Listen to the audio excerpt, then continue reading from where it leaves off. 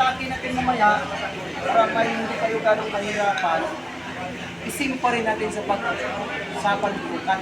Kasi may atake na ganito ha, tawag dito pakal. Dito kasi, ang atake dito, pwede ihabol natin yung mga technique yan mamaya. Dito nga tayo sa una. Dito, asin pa rin ang papel, di ba? Para magpasok ko sa technique, ako po yung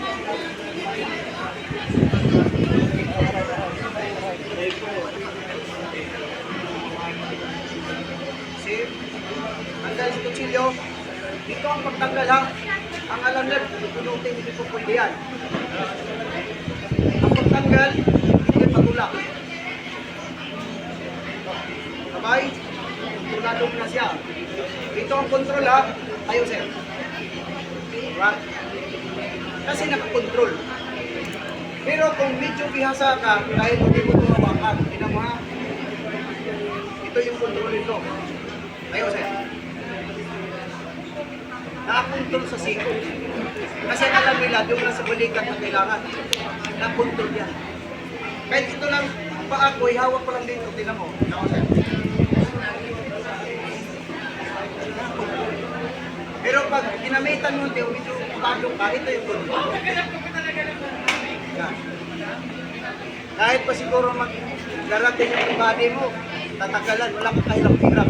Hindi ka magbibigay ng malaking pwersa dito. Yan yung kailangan yung control. Kasi ba ito? Angat mo na yung mukha ha. Iba yung pagpilian lang natin kung sabi ito, dito kung kalat natin.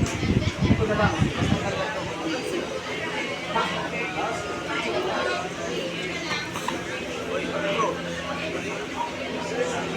Sa baba ang gamitin natin para mas mas important change. Kasi ang atake ng nagalit dito. Bihira lang yung dito.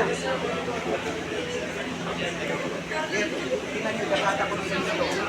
Simple lang. Pero ang actual lang dito yan. Pag tulak nyo sa baba, tingnan mo.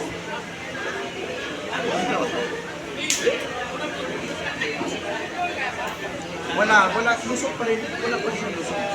Kulturado ko pa rin yan. Kaya nga, akala nila, pagdating sa technique, ito naman, ito kasimple.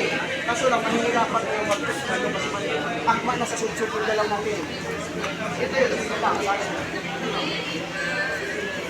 kasi hanapin pa rin yung suksok eh, kasi control na kailangan niya eh. Itong technique to pag-agaw lang, dito.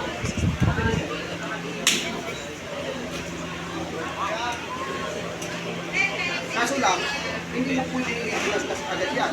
Start lang. Start lang. Pag kinontrol mo siya, ikutin mo ito tapos ito.